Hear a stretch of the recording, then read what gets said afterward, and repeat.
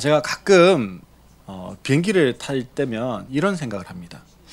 이 비행기는 안전할까?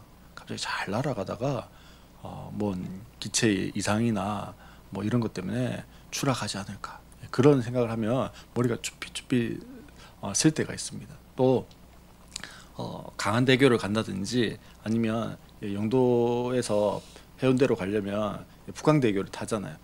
원을 이렇게 뱅글뱅글 돌아갑니다. 어느 날은 문득 생각이 드는 거예요. 이게 올라가다가 와르르 무너지면 어떻게 하지? 뭐 이런 생각을 하면요, 갑자기 그때부터 기절이 확 되더라고요. 근데 사람들이요, 이거 튼튼해, 이거 안전해, 이런 생각을 가지고 거기를 뭐 수십 번씩 수백 번씩 사실은요 지나다니잖아요. 그리고 우리가 비행기를 탈 때마다 튼튼하고 안전하고 내가 원하는 목적지까지 잘 데려다 줄 거야라고 하는 믿음을 가지고 있어요. 믿습니까? 뭐 이런 거 안 하는데 사실은 믿고 있어요. 예, 지금 의자에 앉아 있잖아요. 이 의자가 푹 꺼질 거라고 생각하고 앉았습니까? 아니면 앉으면 당연히 나를 지탱해 줄 거라고 생각하고 앉았습니까? 당연히 지탱해 줄 거라고 생각하고 앉는 거예요. 사람들에게는요, 이런 좀 사실 자뻑 같은 믿음이 있고요, 막연한 믿음이 있습니다. 1912년 4월 14일 그 당시에 세계에서 가장 큰 배를 하나 만들었습니다. 우리가 잘 알고 있는 타이타닉이라고 하는 배를 만들었어요. 거대한 몸집만큼이나 큰 꿈을 가지고 있었어요. 그래서 영국에서 출발해서 미국까지 대륙을 횡단하는 그런 대장정을 시작합니다. 이 타이타닉호의 별명이 뭐냐면 불침선입니다. 풀이 해보면요, 절대 가라앉지 않는 배. 그래서 불침선이라고 그렇게 별명을 붙였습니다. 그만큼 뭐가 자신 있습니까? 튼튼하다, 안전하다, 그런 자신이 있는 배가 이 타이타닉호였어요. 근데 타이타닉호는요, 이 빙하와 부딪혀서 북대서양 깊은 바닷속으로 그냥 깔아앉아 버렸습니다.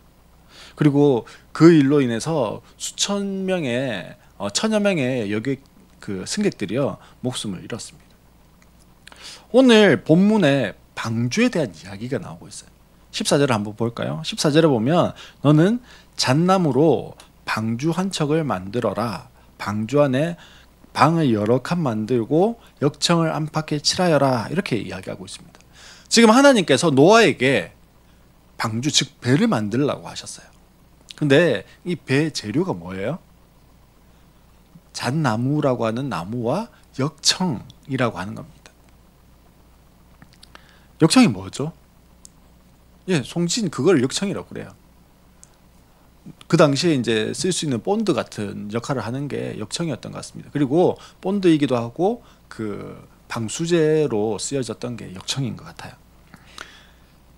우리나라는요, 조선 기술이 세계 1위라고 그럽니다. 그만큼 배를 잘 만드는 거죠. 근데 배를 만드는 과정이요, 쉬울까요? 아니요, 무진장 복잡합니다. 뭐 설계부터 시작해서 그걸 실제로 만들어내는 데까지 엄청난 게 많은 공정 과정들이 있어요. 그리고 그 배 한 척을 만드는 데 들어가는 재료는 또 어떨까요? 그 재료가 얼마나 또 다양한지 몰라요. 그런데 지금 성경에 나온 노아 시대 당시에 배를 만들어라라는 명령을 받은 노아에게 주어지는 재료는 뭐예요? 잣나무와 역청입니다. 근데 잣나무하고 역청만 있으면 배를 만들 수 있나요? 아니에요. 뭐가 필요합니까? 공구가 있어야 돼요. 배를 만들려면 공구가 있어야죠. 뭐 맨손으로 만들 수는 없잖아요. 노아가 그러면 공구가 있어야 되는데 뭘 만들었을까요? 망치 만들어야 돼요, 노아가. 또 노아가 뭘 만들어야 될까요? 나무를 하려면 도끼를 만들어야 돼요. 또 도끼만 가지고 안 되고 잘라야 되니까 또 뭘 만들어야 돼요? 톱도 만들어야 돼요. 아니, 만들다가 볼일 다 볼 것 같아요. 사실요, 이 뭐 목공을 하는데 공구가 한 7, 80% 이상을 합니다. 최근에 제가 카페에 발판 하나를 만들라는 거 혹시 보셨는지 모르겠어요. 보셨죠? 근데 그걸 만들려고 제가 무선 원형 톱을 하나를 그 해외 직구로 이렇게 구매를 했습니다. 그랬더니요, 이렇게 쭉 미니까 씩하면서 잘리더라고 나무가. 근데 그걸요 제가 만약에 수동 톱 이렇게 팔로 이렇게 하는 걸 하려고 생각만 해도요, 나무가 생각보다 원목이어서 땅땅합니다. 그거를 자를 생각만 해도 벌써 어깨가 아픕니다. 근데요, 노아는 어떨까요? 그러면 하나님이 잣나무와 역청으로 배를 만들어라 이랬으면 잣나무 여기다 탁 쌓아놓고 역청 여기다가 탁 쌓아놓고 야 이걸로 만들면 돼 그랬을까요? 아니에요.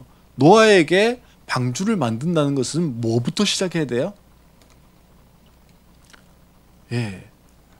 망치도 준비하고 도끼도 준비하고 톱도 다 준비되어 있는 게 아니잖아요. 그거부터 만들어야 돼요. 그리고 심지어는 노아는 전문 목수였을까요? 그러지도 않았을 거예요. 거기에다가 재료도 준비가 안 돼 있어요. 근데 배를 만들라고 하나님 말씀에 순종해서 배를 만들기 시작했어요. 거기다 오늘 하나님이 명령하신 그 배 크기가 15절과 16절에 나와 있는데요. 15절을 보면 이렇습니다. 그 방주는 이렇게 만들어라. 길이는 300자, 너비는 50자, 높이는 30자가 되고 30자로 하고 이렇게 돼 있습니다. 또 뒤에 보니까 방주에는 지붕을 만들 때 한 자 치켜 올려서 덮고 방주 옆쪽에 출입문을 내고 위층과 가운데층과 아래층으로 나누어서 세 층으로 만들어라 이렇게 돼 있어요. 자, 먼저 15절에 보면 이 배 규모가 나오잖아요. 크기가 300자래요. 길이가 300자인데 이렇게 하니까 금방 우리한테 이렇게 탁 안 들어오잖아요. 300자가 얼마나 클까요? 300자가 이 개역 개정에는요 규빗이라고 돼 있어요. 300규빗으로 해라 이렇게 돼 있는데 이 한 규빗이 요 당시에 한 규빗이 손끝에서 팔꿈치까지, 그래서 보통 대략 잡을 때 45cm 이렇게 잡았다고 그래요. 우리는 한 자가 몇 cm입니까? 30cm잖아요. 근데 성경에서는 한 규빗 하면 45cm 정도가 됩니다. 그러니 300자 하면은 대충 135m, 100m 달리기를 하는데 길이가 135m, 너비가 있는데 너비가 23m, 그리고 높이가 14m. 뭐 대충 14m면 어느 정도 될까요? 뭐 한 4층 높이 정도 될 것 같아요. 요게 한 3m밖에 안 되거든요. 요 천장까지가. 그러니까 요게 지금 한 3층, 4층 올라가야 사실 14m 뭐 이렇게 되는 거잖아요. 저게 지금 우리가 딱 볼 수 있는 걸로 하니까 그 상암에 있는 그 월드컵 경기장이 저거보다 조금 작습니다. 월드컵 경기장은 120m거든요. 근데 노아 방주는 135m예요. 그래서 뭐 요거를 또 배로 보면은 저 밑에 보이는 게 세종대왕함이라고 하는 배예요. 요거 세종대왕함과 그 쌍둥이를 이루는 게 율곡 2함 이런 함이 전부 다 이지스함이에요. 미국에서 보는 이지스함 크기는 아니지만 그거보다 작은 이지스함입니다. 그러니까 뭐 그 정도 급기. 저게 세종대왕함이 몇 톤 정도냐면 7,600톤급이래요. 그 정도 배예요. 그 배를 만드는 거예요. 저 배 한 척이 3조랍니다. 예, 저거 배 한 척 만드는데 3조래. 저 사이즈하고 비교도 안 되지만 2013년에 베트남에서 목조선을 만드는 거예요. 목선을 만드는데 23m짜리. 저 배는 너비가 23m인데 그냥 길이가 23m짜리 배를 한 척을 만드는데 500명이 달라붙었어요. 모두 수공으로 하는 배를 만드는데 500명이 달라붙어서 3개월이 걸렸습니다. 500명이 전문가들이, 그 사람들은 전문가 500명이 달라붙어가지고 목조선을 하나 만드는데도 3개월이 걸리는데 오늘 말씀해 보면 노아는 가족이 몇 명이었을까요? 예? 예, 노아는 노아 그리고 셈과 함과 야벳이라고 하는 세 아들 이렇게 있었습니다. 그리고 각자 결혼을 다 했어요. 그러면 몇 명일까요? 8명이에요. 자, 남자 넷, 여자 넷. 8명이에요. 8명의 가족이 배를 만드는 거예요. 근데 사실 뭐 무거운 거 막 나르는 거를 우리 자매님들이 할 수도 있지만 못한다고 일단은 가정을 하면 누구만 해야 돼요? 4명만 하는 거예요. 4명만. 셈과 함과 야벳이라고 하는 이 세 아들과 노아 합쳐서 4명만 배를 만드는 거예요.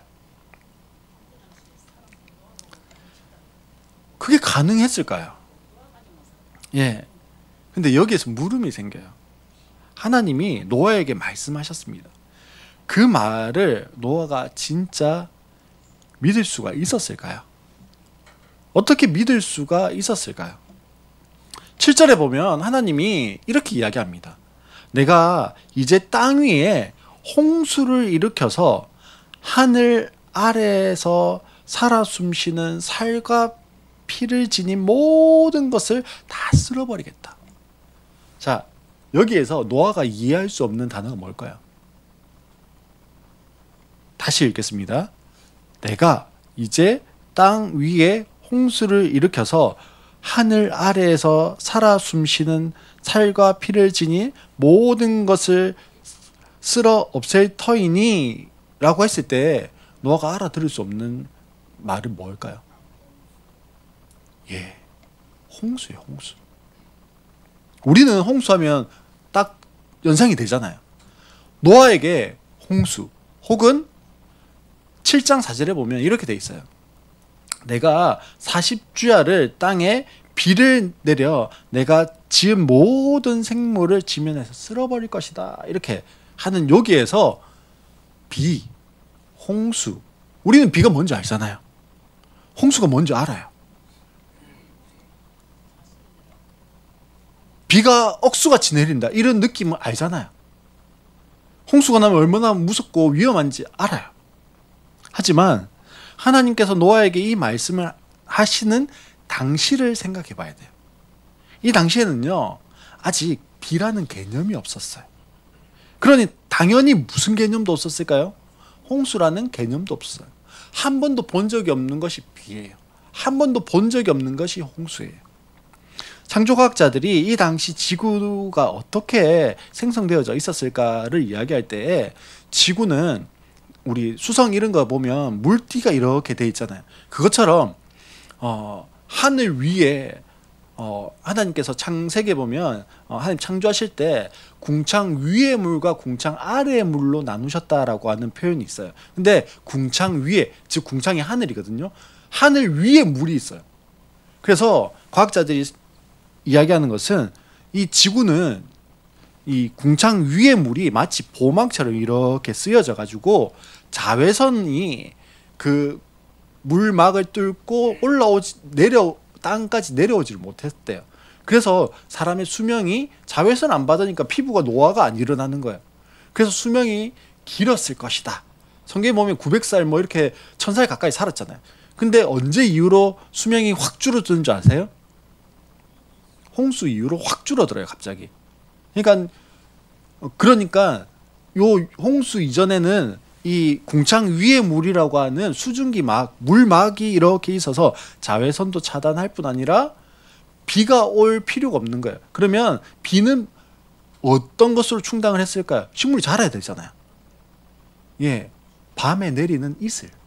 그러니까 이 당시 사람들에게 식물이 자라게 하는 물은 뭐밖에 몰라요? 강에 있는 물이나 아니면 이슬. 이슬이 밤새 내려서 곡식이 자라게 하는 거예요. 식물들이 자라게 하는 거예요.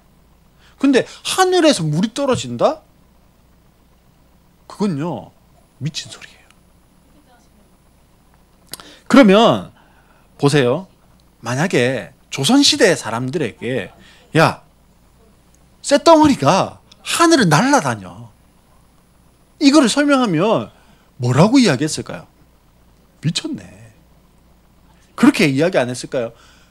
조선시대 사람들에게 시속 200km, 300km 달리는, 그래서 한양에서 저기 부산까지 2시간, 1시간 반 만에 갈 수 있어. 그럼 뭐라고 할까요? 이런 사기꾼. 그렇게 이야기하지 않을까요? 혹은 저기 부산에 있는 사람이 서울에 있는 사람에게 지금 옆에 있는 것처럼 전화할 수 있어. 그것도 심지어는 뭐 하면서? 얼굴을 보면서 혹은 걸어 다니면서. 그러면 뭐라고 이야기할까요? 이런 거짓말쟁이, 사기꾼, 뭐 그렇게 안 할까요? 근데 지금 우리에게 걸어 다니면서 통화할 수 있어. 이거는 서영아, 너무 당연한 말 아니에요? 얼굴 보면서 이야기할 수 있어. 이거 당연한 거 아니에요? 둘이만 이야기하는 것이 아니라 미국에 있는 사람하고도 같이 얼굴 보면서 이야기할 수 있어. 가능합니까, 어머니? 가능하죠. 예. 근데 조선시대 사람들에게는요, 미친 말이에요. 거짓말쟁이에요. 노아시대 사람들에게는요, 비를 몰라요. 홍수를 몰라요. 심지어는 누구도 모를까요? 노아도요, 비가 뭔지 홍수가 뭔지 몰라요. 그런데 하나님이 홍수로 심판하시겠다. 비로 쓸어버리겠다. 그렇게 이야기하셨어요.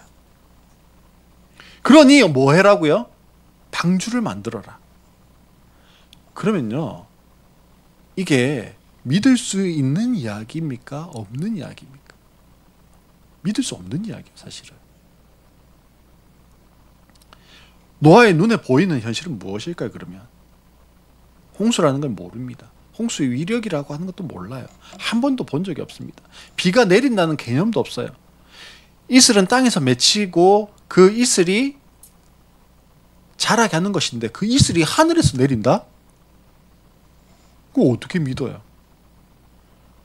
또 사람들에게 하나님의 말씀을 전한다고 한번 생각해 보세요. 하나님 심판하신대. 그러면 사람들이 뭐라고 할까요? 진짜? 어떻게 하면 우리가 그 심판을 피할 수 있지? 또 하나님이 심판하시는데 어떻게 심판하셔? 사람들이 막 두려워서 물어요. 그때 노아가 이야기합니다. 하나님이 심판하시는데 하늘에서 비를 내리셔서 홍수가 나서 심판하신대. 이 이야기를 듣고 사람들이 뭐라고 했을까요? 심판하신다까지 들었을 때는 덜컥 겁을 먹었는데 하늘에서 비가 내려서 심판하신다. 하늘에서 홍수라고 하는 게 일어나서 심판하신다. 이랬더니 막 웃기 시작합니다. 비웃습니다. 그리고 조롱합니다. 미친 사람 취급합니다. 저런 바보, 멍청이 같은 놈. 그러면서 손가락질합니다. 홍수 비라는 것을 노아도 보지 못했지만 사람들 역시 홍수 비를 본 적이 없어요. 이 세상에 존재하지 않고 눈으로 본 적이 없는 것으로 하나님이 심판하신다고 하니까요, 비웃고 조롱하고 미친 사람 취급하는 게 어떻게 보면 너무 당연한 거잖아요. 사람들이 조롱하면 물어봅니다. 너 진짜 그걸 믿냐? 너 진짜 그렇게 된다고 믿는 거 아니지? 노아가 당하는 비웃음과 조롱이 오늘 우리의 고민이고 우리가 고민하고 있는 부분이 아닐지는 모르겠습니다. 지금 내 눈에 보이는 현실이 있잖아요. 나는 가진 것이 없고, 나는 실패했고, 나는 병들었고, 나는 상처로 가득하고, 나는 그런 내가 있잖아요. 나를 보면서 자꾸 현실이 눈에 들어옵니다. 그게 현실이에요. 그 현실을 부정할 수 없잖아요. 현실의 장벽을 뛰어넘어가는 그 장벽 뛰어넘어가려고 하는데요, 그 장벽이 너무 높은 거예요. 그리고 너무 견고한 거예요. 마치 철옹성과 같습니다. 그 앞에서 나는요, 너무 작아요. 내가 할 수 있는 게 없어 보입니다. 눈에 보이는 현실은 너무 큰데 하나님은 내 눈에 안 보여요. 보이는 건 뭐라고요? 현실이 보이는데 하나님이 보이면 좋잖아요. 현실이 보이지만 그 크신 하나님이 보인다. 그러면 얼마나 좋겠어요. 그런 믿음을 한번 내가 부딪혀 보지. 내가 한번 뛰어넘어 보지. 그렇게 할 수도 있을 것 같은데 하나님은 안 보여요. 보이지 않는 하나님, 그 하나님을, 그 하나님의 말씀을 어떻게 믿을 수 있을까요? 믿고 싶어도 뭐가 보여야 믿고 뭐가 잡혀야 믿죠. 아무것도 보이지 않고 아무것도 잡히지 않는데 어떻게 합니까? 어떻게 하나님의 말씀이라고 믿을 수 있을까요? 어떻게 하나님의 말씀을 따라서 준행할 수 있을까요? 사랑하는 성도 여러분, 오늘 나의 삶에 눈에 보이는 현실이 있어요. 오늘 내 눈에 보이는 현실은 뭡니까? 당장 카드값이 쑥쑥 빠져나갑니다. 통장에서. 한 달 월세가 막 확확 지나가요. 병원에서 당신 큰 병입니다. 그렇게 진단을 받았어요. 근데 더 할 수 있는 거 없어요. 뭐 이런 말을 들었어요. 아내가 장사를 시작했잖아요. 한날은요, 며칠 전에 오늘은 한 잔도 못 팔았다 이러는 거예요. 그게 뭐예요? 그게 눈에 보이는 현실이에요. 그걸 어떻게 해요? 제자 가정이 8월 말에 한글카페 이제 개업 예배를 드릴 때 왔습니다. 8월 말이었지만 여전히 더웠어요. 에어컨이 하나 있었는데 작아가지고 예배 드리는 동안 그 틀어놔도 그냥 뜨신 바람만 막 나오는 것 같이 땀을 뻘뻘 흘리면서 거기 있는 사람들이 예배를 드렸습니다. 제자의 남편이 예배를 드리고 돌아가면서 아내에게 이야기를 했어요. 우리 에어컨 바꾸는데 씨앗이 되게 헌금을 했으면 좋겠다. 그러한 마음을 하나님 주신다. 그래서 아내에게 얼마를 헌금했으면 좋겠다라고 하는 마음을 주셨다라고 나누었어요. 그때 아내도 그런 마음을 받기는 했는데 애써 뭐 했냐면 못 들은 척, 못 받은 척 이랬습니다.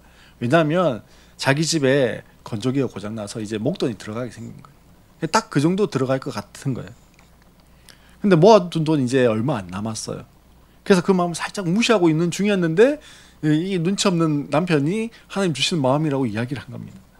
근데 남편이 그 이야기를 하는데요, 그렇게 서럽더래요. 내 통장에 얼마 남지 않은 그 현실이 보이니까요. 근데 순종은 해야겠고, 그래서 막 울었대요. 우리 눈에 보이는 현실 앞에 어떻게 보면 당연한 반응이잖아요. 정직한 반응이에요. 나의 현실을 보면요, 그게 정상입니다. 그렇지만 그 제자 가정이 하나님 주신 마음에 순종해서 헌금을 드렸어요. 왜 그렇게 했을까요? 어떻게 그렇게 할 수 있었을까요? 눈에 보이지 않는 하나님, 눈에 보이지 않는 하나님이 말씀하셨지만 눈에 보이는 현실보다 더 크고 위대하신 분이라고 하는, 그리고 그 하나님이 말씀하셨다라고 하는 것을 뭐 하기 때문에 그럴까요? 믿기 때문에 그래요. 하나님께서 자신의 가정을 이끌어 가시는 분이라는 것을 믿기 때문에 그렇습니다. 우리는 눈에 보이는 현실만 보고 살아가면요, 절망할 수밖에 없습니다. 눈에 보이지 않는 하나님을 우리는 믿습니다. 그리고 그 하나님의 말씀에 순종하려고 해야 합니다. 그래서 나의 삶에 보이지 않는 하나님께 나의 삶을 좀 내어드려야 하는 거예요. 오늘 노아가 그렇게 했습니다. 세상 사람들이 보기에 노아보다 바보 같은 사람이 없어요. 미친 사람이 없습니다. 비웃음과 조롱을 받아 마땅한 사람이 없어요. 노아가 그것을 몰랐을까요? 그래서 그랬을까요? 아니요. 이렇게 이야기하면, 비록 하나님이 홍수로 심판하신다 이 이야기를 하면 그런 취급받을 거 노아도 알았을 거예요. 방주를 짓고 있으면 사람들이 손가락질할 거 노아도 알았을 거예요. 눈에 보이는 현실 몰랐을까요? 눈에 보이는 현실도 알았을 겁니다. 그럼에도 불구하고 하나님의 말씀에 순종하려고 할 때 어떤 일이 일어날지 그리고 어떤 일이 있을지 알았습니다. 22절 말씀해 보면요, 이렇게 되어 있습니다. 노아는 하나님이 명하신 대로 다 하였다. 꼭 그대로 하였다. 노아는 눈에 보이지 않는 하나님의 말씀을 선택했습니다. 그리고 하나님이 명하신 그 모든 일을 그대로 했어요. 어떻게 그렇게 할 수 있었을까요? 어떻게 그렇게 하는 게 가능했을까요? 노아는 어떤 마음으로 그렇게 했을까요? 노아는 그 모든 명령을 행하면서 불평하거나 원망하거나 불안하지는 않았을까요? 내가 정말 맞는 길을 가고 있는 걸까? 이 길로 가는 것이 맞나? 내가 하나님의 음성을 잘못 들었으면 어떻게 하지? 내가 내 인생 전체를 바쳐서 했던 일이 허상이면 어떻게 하지? 그런 불안과 염려가 없었을까요? 눈에 보이지 않는 하나님의 말씀이고 명령입니다. 하지만 노아는 순종해 보기로 결정했어요. 그리고 하나님께서 말씀하신 그 일을 위해서 자녀들과 함께 오늘 하루 산으로 올라갑니다. 그리고 나무를 자르는 거예요. 다음 날 하루도 나무를 자르고 나무를 나르고 또 하루 역청을 모으고 나무를 다듬고 손질하고, 노아는요 그렇게 하루하루를 모아갔습니다. 그렇게 하나님의 말씀에 하루하루 자신의 일상을 모아간 날이 몇 날이었을까요? 43,800일이었어요. 이게 얼마 동안일까요? 120년입니다. 노아는 120년, 43,800일이라고 하는 매일의 일상을 그렇게 살아냈어요. 세상으로부터는 바보, 멍청이, 비웃음과 조롱의 대상, 미친 사람, 그 이야기를 들었지만 매일의 일상 속에서 그 43,800일 동안 더 세밀한 하나님의 말씀, 더 세밀한 하나님의 인도하심, 더 세밀한 하나님과의 동행에 43,800일을 보내게 되어졌다라는 거예요. 사랑하는 성도 여러분, 하나님의 말씀이 있어도 그 하나님은 내 눈에 보이지 않는 것 같습니다. 하지만 눈에 보이는 현실은 나를 집어삼킬 것처럼 달려듭니다. 그 현실 앞에 나는 한없이 작아져요. 하지만 기억합시다. 눈에 보이는 현실이 다가 아닙니다. 눈에 보이지 않는 하나님이 없는 것이 아닙니다. 눈에 보이지 않는 하나님은 나의 삶을 여전히 주관하고 계십니다. 눈에 보이지 않는 하나님은 나의 모든 것을 알고 계신다라고 말씀합니다. 그 하나님은요, 능력이 많으신 분이에요. 그 하나님께 능치 못할 것이 없다라고 말합니다. 그 하나님이 오늘 나와 함께 하시는 누구의 하나님일까요? 나의 하나님이에요. 영배의 하나님이고, 이지수의 하나님이고, 정성임의 하나님이고, 이강원의 하나님이고, 김주의 하나님이고, 원서영의, 원서진의, 원서율의, 원지현의 하나님이 되시는 거예요. 너의 하나님인데 나의 하나님은 아니야. 저기에 계시는 분들의 하나님인데 나의 하나님은 아니야. 그게 아니고요. 그 하나님이 나의 하나님이라고요. 우리의 눈에는요, 현실만 보입니다. 하나님 안 보여요. 근데 우리가 붙잡아야 할 건 누구예요? 눈에 안 보이는 하나님이에요.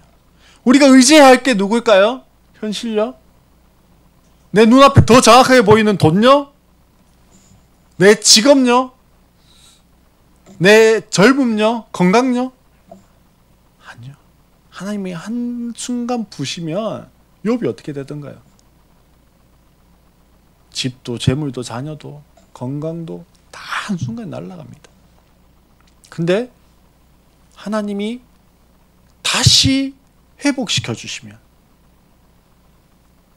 집도, 자녀도, 건강도, 재물도 다시 한꺼번에 한순간에 회복되더라고요. 그게 하나님의 능력이에요. 하나님은 그렇게 하실 수 있는 분이에요. 그 하나님이 누구의 하나님이십니까? 나의 하나님이십니다. 너의 하나님이 아니라 나의 하나님이에요. 나의 하나님은 눈에 안 보이시는 것이 아니라 우리가 보지 못할 뿐이에요. 왜요? 하나님과 43,800일을 즉 120년을 매일매일의 하루하루로 살아갔던 노아와 같이 하나님께 더 가까이, 하나님께 더 초점을 맞추어서 하나님께 더 집중해서 우리의 삶을 그 시선을 맞추지 못하고 살아가기 때문에 보이지 않을 뿐입니다. 하나님은 나를 좀 바라봐, 내 음성을 들어봐 말씀하고 계십니다. 그리고 들려주시는 분이에요. 오늘 보이는 현실이 아니라 보이지 않지만 우리에게 여전히 능력으로 우리의 삶을 인도하시고 통치하고 계시는 그 하나님 앞에 우리의 삶을 내어드릴 수 있는 우리 모든 성도님들 되시기를 주님의 이름으로 축복합니다.